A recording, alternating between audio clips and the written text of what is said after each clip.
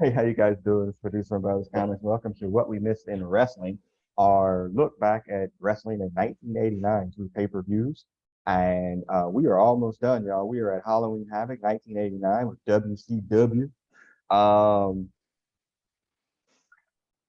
Look, okay, so we are WCWA marks, okay? But as you've learned, if you've been listening to any versions of these podcasts, as in 1989, we had started to transition out of professional wrestling as a hobby. So yeah, that's gonna come up a lot tonight. On the line, we're missing Big Hotspot. We got Magnum Brother Beavis. What's happening, man? Hey, what's up? Looking Yeah, forward to this. These are yeah. always fun. If you're watching on This YouTube, is you're way better than at least one of our other podcast series right now. We won't talk about that. Brother Beavis, if you're watching on YouTube, folks, you see that he has the steel cage, coming down on his picture here. But not the good steel cage in the main event tonight. So yeah. So October 28th, 1989. We always do this. Where were we? I'm definitely in college at this point. No cable, barely any TV at this point. You Oh yeah, October '89. This is Yep. now dorm living, Yep. school taken, Yep. cafeteria eating, Eating, yeah. wheeling No, dealing son of a gun yeah. who had nothing to do with any of the Yeah, girls, no, no, unfortunately. yeah, no. And then, again, I probably, if I had cable, I probably would have probably fell into this out of comfort, but I didn't have it. So yeah, not in the dorms. But Uh, I think this wrestling though is it's a thing you watch to talk about with other people. yeah, So unless you have like other friends of wrestling, like I have in the past at various times been way into hockey, but only because I can also talk to other people about hockey. Same with Mhm. football and stuff like that. So I think wrestling is the same way. Like watching it is one thing. Like if you're honest with yourself, a lot of it sucks. But Oh yeah, talking about it and talking shit about it, particularly like if you're on the opposite side of somebody's fandom, yeah, that's yeah, that's yeah.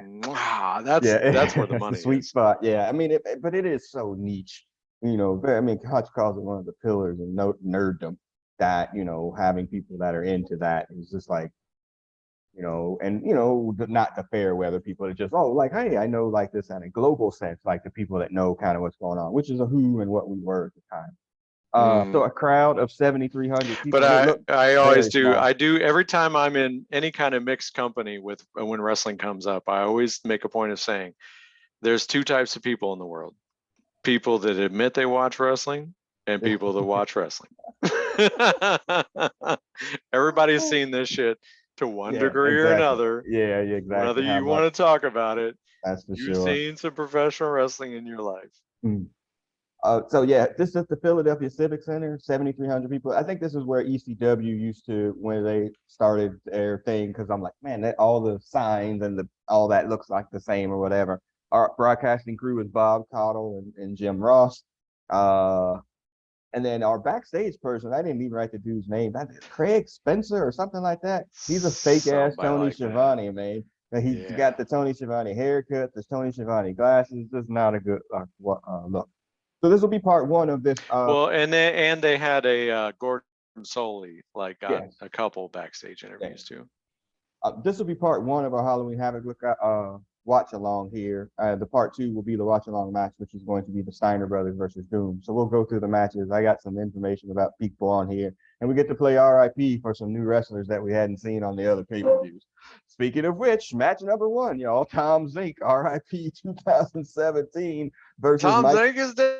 He's dead. Yeah, he's dead. And versus Mike Rotunda. What? Yeah, he's dead. Okay, so I got two thoughts here that says on my notes. I remember the name Tom Zink, and I heard Z-Man before. I don't know that I ever saw one of his matches or remember seeing one of his matches besides this. Yeah, so I don't remember how he fit in, but he was the third leg of the Rick Martel, Tito Santana Yeah, he was the tag Can-Am team, like connection. he Yes. Can-Am connection, and I can't remember where that fell in the midst of Strike Force. Maybe it was before. Yeah. But yeah, I mean he's a Look at him. regular old bit like jacked up dude, but he's still curtain jerking at Halloween Havoc. Yeah. Yeah, I mean, I was like, look at this dude. He looks, I mean, he should have been a major star by the way he looks. So he probably clearly couldn't talk. because I mean, Yeah. if Vince had him and he couldn't really do much with him, and you know they weren't going to do anything with him there, so yeah, I was kind of tripping about that. So yeah, they said he was with the Pan Am Connection or Can Am Connection in 1986, left because of some money dispute, winds up in WCW. Mike Rotunda, his opponent, never bought him as a single. And pretty much after Varsity Club, he just gets shysted, no pun intended, into a bunch of these money gimmicks. What And Irving R. he's still Shyster? wearing the varsity club gear. He's got the Yeah, VC on his chest. yeah. Proves he don't fess. But yeah, what look, Irving R. Shyster, Michael, IRS, and yeah, then no, so they refer to him as Captain Mike Rotunda, mm, as if he was like the captain of the varsity club, but then they yeah, give him like a ship's captain gimmick sometime after this, and then he goes WWF and he's yeah. IRS. Oh, that's And awesome. again, you said this on Tom Zenk couldn't speak. So like Mike Rotunda could like talk and deliver Mm, a story or message or whatever, but not like a promo to fire anybody up. But the more I see him at this time, like he's really great in yeah, the ring. yeah. He's phenomenal, A but great for what it hand, as is. they But they say. just but he wasn't like gonna do anything I'm, at this state of the wrestling world I'm gonna in call you out 1980. though. I'm gonna call you out because when I met you back in 1986, you was all about that U.S. Express with him and Barry Oh Windham. yeah, Like those were your boys. totally. Like when I like, well, you form that bond with whatever the first thing you see, and then U.S. Express, Barry Windham, Mike Rotundo, Yeah, they that were was great. the shit. And then Yeah, they they were. lost it like WrestleMania, and I was like, what's happening? I don't understand how this can't be possible. And Yeah, then it's they crazy. broke up, and then this is the first instance of Dan Spivey being awful. Like Yes. Dan Spivey came in as the replacement for Barry Windham, and then you Yeah. had Dan Spivey and Mike Rotunda. So you have no talkers, and you God, and downgrade one bad of the voice for us. workers. Yeah, that Yeah, was yeah. awful. No, I mean yeah, he was great. He's a great hand, as they say, but yeah. I agree all around. Father of Bray Wyatt, current professional wrestler. And I think his other son is a wrestler too, and he's married to Barry Windham's sister. So they're brother-in-laws. Yeah. I think Bray Yeah. Wyatt's real name is Wyndham Rotunda. Yeah. Yeah, they still have some semblance of that tag team. And then apparently there's some like they're running some shadow promo White Rabbit stuff for Bray Wyatt coming back to the Oh Triple yeah, H I heard that. WWE Yeah, right now. yeah, whatever. Fun. This match though, this is the classic opening match, classic babyface villain match or whatever. Tom Zenk winds up winning with a splash off the middle rope at 13:23. Nothing to write home about. Did he splash or did he reverse Rotunda's splash, right? Oh, is that what it was? Something like Okay, that. yeah, yeah. Yeah. It was, yeah, nothing special, not a real special finish or anything like that. But okay, yay, Z-Man. I've seen one of your matches now that I Yeah, can this was remember. them trying to get over like the new guy and hopefully, find somebody to replace everybody they lost. But Yeah. I don't know if it was this match or a little bit later, but it hit me like the complete difference between the WCW and WWF at this time. Mm. Set aside the production value, and that's not even a conversation. WWF's At production all. value Oh no, is this looks like a small thousand change here. times. Yes. Yeah. Jim Ross. Mm. Jim Ross presentation of this um Or as an actual sports event. mhm. Uh at one point was offset by Gorilla Monsoon, but against the Tony Schiavone Jesse and Ventura. the governor, or not the Yeah, governor, but yeah. what's his name? Jesse Ventura. The Jesse body. Ventura. Yeah. Against them, nothing. But Yeah, like Jim Ross's insistence that this is an actual sporting event yeah, is the one thing that differentiates a match like this of like mid-card non-talking guys who are going through a yeah, 16-minute match yeah, from the other channel. yeah. That's it. Yes. I mean, he's definitely into it. I got a couple of lines here coming up, and I think in match number 2 from him. And I'm just like, yeah, I guess so. But yeah, Z-Man wins. Nobody cares. Match number 2, the Samoan SWAT team versus the Midnight Express and Dr. Death. And with the Samoan assassin or the Samoan savage or some shit like that is the third member there. Blah blah blah blah blah. Okay, so Wikipedia will tell you all of these damn Samoans is all related, all of them, in some way, shape, or form, coming from the same family, coming from essentially like not these two dudes, but like these are the main ones that branch out into all the other ones that you know, from Rikishi to what's the dude that I thought was Japanese for the longest time, and the nigga was Samoan. What's his name? That's Rikishi, right? Or Rick. No, the other one. Oh God, what's the big fat dude's name? the other guy, the Jim guy that Lex Luger slammed. Yeah, I can't remember. Yokozuna, right? Yokozuna, who I thought was Japanese, he was freaking Samoan. To all the way through Roman Reigns, The Rock, like all of this, like they all in this same whatever family, which is crazy. I was like, I'm gonna try to figure out the family tree for that. No, we're good. That's calculus. So we're good. So yeah. Okay. So a few things. I cannot deal. I said this on the last podcast we covered. I can't deal with the Midnight Express's babyface. I just can't do it. Cornette out there getting the crowd, getting to get everybody up. Like it was not great. And then my other note is that Stan Lane is not great in this match. Like he's a little bit off. Everything's a little bit off for Stan in this match. I didn't pay attention to that, but yeah, I mean, like I think the irony is they really became faces during the Horseman feud, which makes perfect sense. But then the Horseman left, and they were very much, the creative team and the management had nothing to do with them at this time. And yeah, they're as good as they are. They should not be faces. They're swimming in the deep end, man. And yeah, so Stan's not great in this match, and then Dr. Death is pretty awesome, and we'll get into that here in a second. But and that was my thing with Jim Ross. He was going nuts when Dr. Death was in this match. Like, I mean, we know that's his boy. Oklahoma, my God. But like he was going off. But he actually did really, really good in this match as well. So yeah. But I thought that was there. Let's see.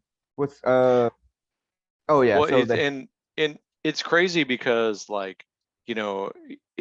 Dr. Death famously went to the WWF allegedly at the behest of Jim Ross, and as much as he looks like a monster here, immediately looked undersized, got hurt immediately.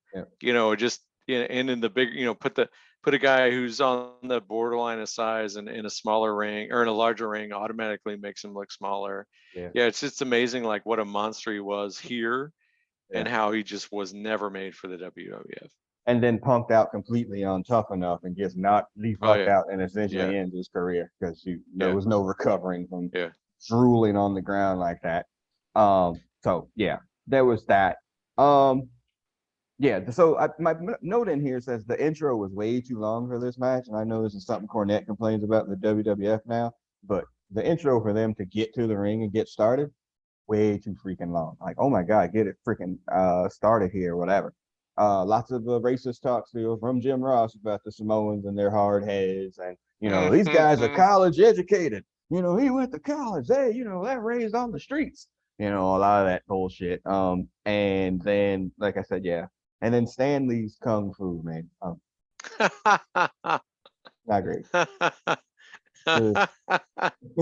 It's just not cool. That's not great. Not great at all. But yeah. So I also found out, and we knew this from listening to these podcasts or whatever, backdrops, total babyface move. Like, you have to be a babyface to do a backdrop. He gets on Bobby, after he tries like his little bulldog thing or whatever, he gets gets nutted on the turnbuckle, and the heat all on Bobby for most of that. Nick Patrick is our referee, by the way. And then we finally get the hot tag with Dr. Death, and he literally cleans house. There's power slams, there's press slams throwing him into other people. Like, it's an absolute freaking he goes off. Remember the War Games in the last one we saw, we pressed Gordy into the cage like 5 times. No, Dr. Death was a freaking beast back then.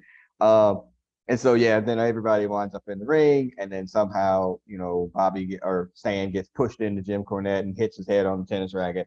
1, 2, 3. The Samoans win. And then Hooray. there's dissension amongst the Midnight Express and Jim Cornette Yes. because of his divided loyalties too. Yes. Yeah, it's so weird because I mean, because they're just better as heels, man. And Yeah. it's just like, I mean, because what are you gonna do? Turn the Midnight Express? Or like turn like Bobby face? I mean, that's what eventually wound up happening to him once Stan and Jim leave. But like, it wouldn't have worked anyway. Nobody would have wanted to see that.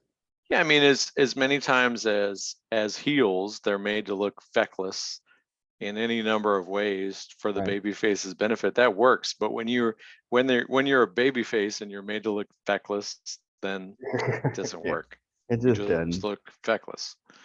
So yeah, that was it. That was a 1823. I will say Yeah. this, and I think I said this before. Again, and from the WWF match, like three 6-man tags, trios, whatever. They do not have to be fucking free for alls like that. Like it just No. doesn't. You can have a legitimate match where people still get their shit in, and it's still like follow kind of the rules of tag team wrestling, or whatever.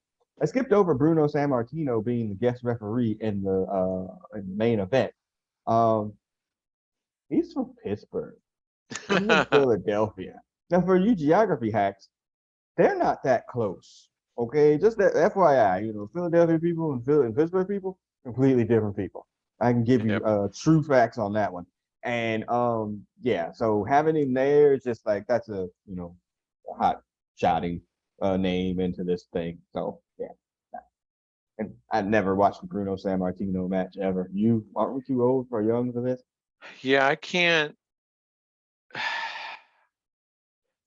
imagine, I can't remember seeing an explicit match. I feel like I saw him in some kind of action because Right. I watched a bunch of WWF back in the day, but Yeah, I think it was past his day. yeah. And he R.I.P. to him too. I don't have the year, but he definitely did.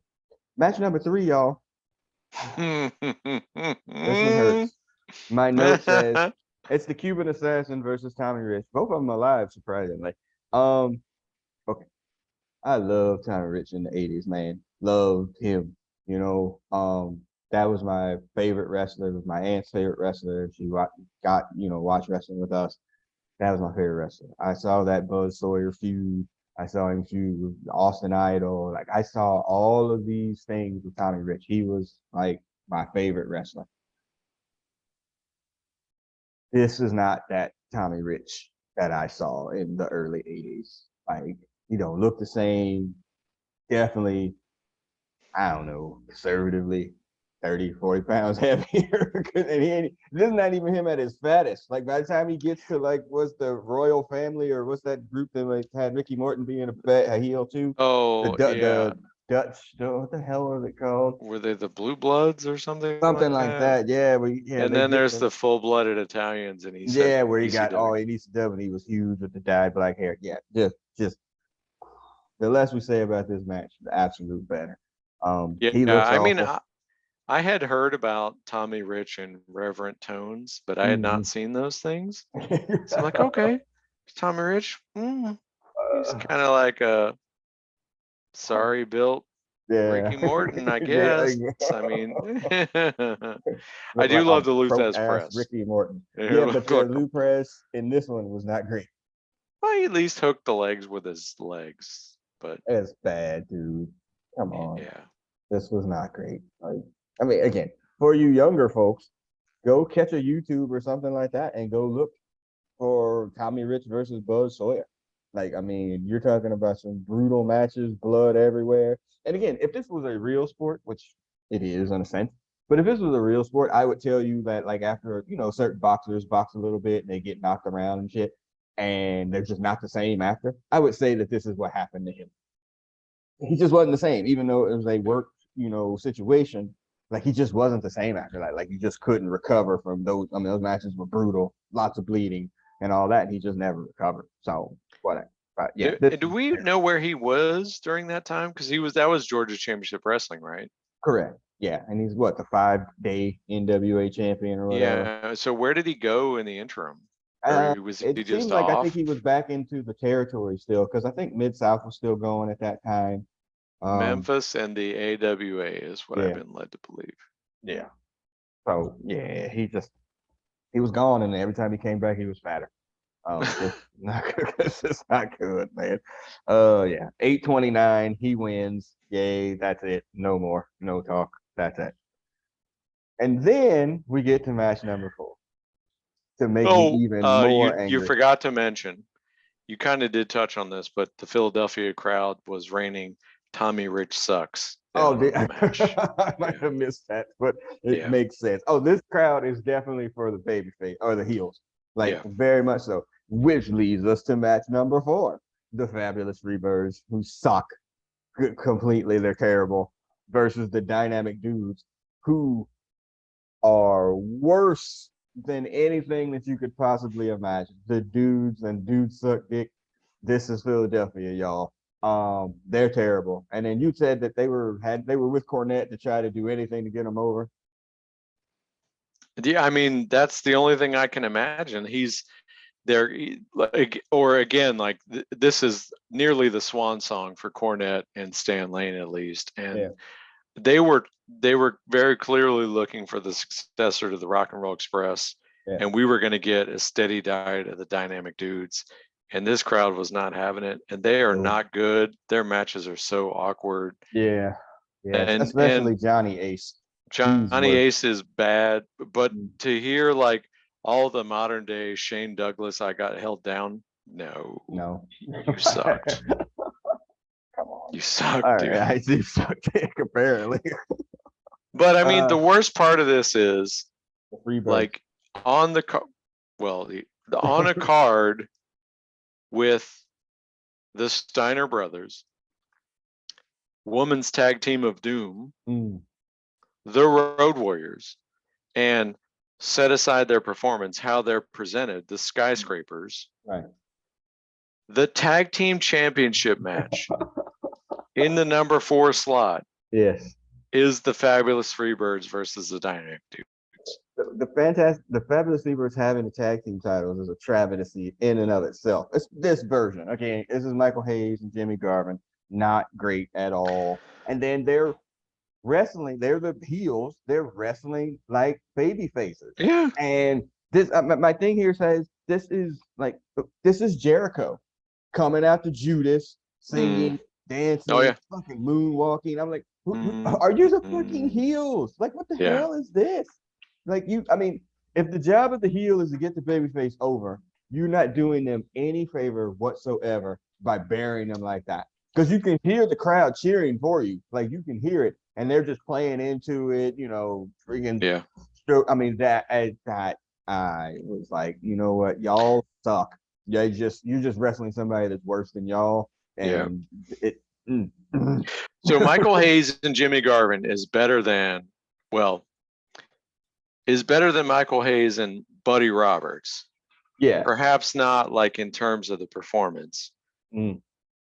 But in the absence of a Terry Gordy enforcer, then it doesn't work. Because that was the big thing about UWF is like the Freebirds were big in UWF, which was their post like WCCW Von Erich's feuds and whatnots. Like I remember in UWF, like Gordy would go away and Michael Hayes would talk shit and Buddy Roberts would do all the work and they would get in some kind of feud and they would get the shit kicked out of them. And then Gordy would show up and just demolish everybody who had disparaged them in any way over the course of like 1 to 2 weeks. Right. That worked. But in the absence of the Terry Gordy enforcer figure, this doesn't work. Right. Yeah. That's fucking awful. But this is better than the Fabulous Freebirds, Michael Hayes and Buddy Roberts. Even though Buddy Roberts is a better worker, like Jimmy Garvin's all right. He doesn't have Precious anymore, which was probably his number one virtue. Or number 2. Hey. All right. So it's whatever. This fucking match is awful. Everybody hates the dudes. Freebirds wrestling. This is like Die Rocky Die. Like this was them trying to smash over an awful babyface team. Yeah, and it didn't work. And again, they're wrestling like baby faces. A backdrop, a drop kick. And when he goes for the DDT to finish the match, the crowd is like, ah! They're going nuts. Like Yeah. for Michael Hayes' DDT, he misses it, hot tag to Shane, blah, blah, blah, blah, blah. You know, the comeback or whatever. They try a double team move. Michael Hayes pulls the leg. It's a heel move. And Shane Douglas gets pinned 1, 2, 3. Shit is over. Yay. Goodbye. So, whatever. Who cares? Nobody cares about the freaking dudes. That's the part that really means. But also, Freebirds suck. Okay. The Freebirds suck. Their song's That's great all. though. Yeah, that's fine. I was singing that the other day for some reason. I'm Nothing got in my gonna tell head. you the story, but Yeah. in case you don't want to be yet. Okay, awful. Oh my goodness. All right. So that gets us right up to the watch along match, and I see my remaining time bit is already running there. Go ahead. Oh, just so to wave you off, that's part 2. I know, So but we I'm have gonna 8 minutes to tease get it. through the rest of this. Yeah, but I don't think we're gonna get to that part. So maybe we'll just call this part 1 and then just the other part for part 2. Maybe But there's how 3 long is parts that match? tonight. How much is that? How long is that match? Like 15 11, minutes. 15, and then what's after that? Pillman and Luger. Pillman, Road Warriors, and Flair, Be Sting. close. It'll be tight and cutting it close. What kind of match comes after this that we can get into 8 minutes here? Luger? Lugar and Pillman. We can Let's talk go about there. that. Yeah, we'll get there. All right, so we're gonna skip the watch along match, which will be part 2, y'all, probably with the main event and the Road Warriors. And I do have a lot to say about that. So this match becomes match number 6, Brian Pillman versus Lex Luger for the United States Heavyweight Championship. RIP Brian Pillman. I called it the Battle of the Mullets. Lex Think takes about that. forever to get to the ring, and I mean forever. Holy cow, he takes so long to get there. Yeah, Jim Ross says a lot about their football careers. You're giving the legitimacy to that. You know, my God, he played. He was the youngest player ever to play with the Green Bay Packers. You know, whatever. I never liked Brian Pillman. I think thought I've Flying said Brian this. was great. I remember him doing a great drop kick and flying Yeah, body press off top, and yeah, when he wore the much Bengal better. pants. I liked Yeah, all that. much better. I liked him better as a babyface than the heel, you know, Booker man and holding the Oh pencil yeah, dude. Like yeah, I hated all that freaking work shoot shit. I hated that. that's But fair. I just never cared for him like as a wrestler or whatever. So yeah, the match is kind of what you expect. Although Pillman gets a lot of offense on somebody who's given up a solid 100 pounds to, and Luger gave him a lot. I thought. Yeah. And they were like, they sold Luger as like he's the 3-time. Well, it was funny because the interview was Gordon Soley was like, how many times you been the U.S. champion? He was like, I'm gonna be the U.S. champion, whatever. And he was like, you've been it 3 times. That means you lost it twice or whatever. It's To like you Michael didn't get your Hayes, story which we across, did saw. he? To Michael Yeah, Hayes, which we saw, yeah. which is just disgusting in and of itself.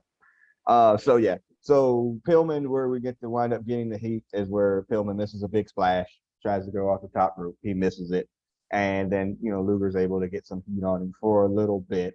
And again, Luger much better heel. We say this all the time, and he looked amazing here too.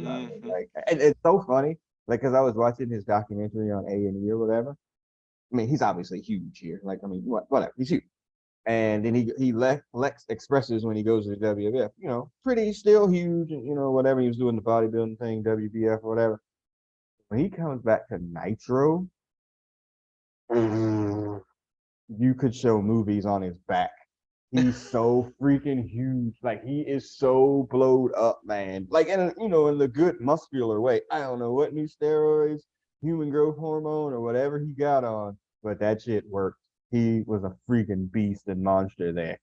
So yeah. Anyway, so as Brian Pillman starts to make his comeback, Jim Ross actually refers to it as a comeback. He's making his comeback. Like, okay, and he's going up to the top rope. He misses a flying drop kick. That allows Luger to get back on him. And even though when he gets back on him and start beating him up, Brian Pillman reverses the ring thing, and then Luger puts him on his thing and he drops him on the top rope. Yeah, I on was 1, 2, 3. surprised they didn't talk about like his neck, like his throat surgeries and Oh all that yeah, stuff. yeah. I was surprised they didn't sell that because that would have made like the hot shot pinfall a reasonable end of the match. But yeah, they sold it like Pillman had a chance, and I don't know what came before this to make us believe that, but It was a good match. It was, Oh, I mean, I thought and Lugar Pillman was came gonna on. win there for a second. Yeah. And Yeah, I again, thought. modern history has way undersold Lex Luger's contribution Career. Yeah, and his absolutely. abilities. Yeah. Yeah, dude was really, really good. And they killed it for us. All right, y'all. So that's part one of Halloween Havoc, 1989. We're gonna come back with our watch along with the Steiner brothers versus Doom. We're gonna have a lot to say about Woman, a lot. Uh, yeah, just a lot from the good side of it. And then we'll tag that on along with the main event, which is it's no with the Road Warriors versus the Skyscrapers, and then the main event, which is Sting and Ric Flair versus the Great Muta and Terry Funk in the Thunderdome. Yeah, and I have a lot to say about that. So we'll get this into part two coming up. So we'll see you on part two. Great.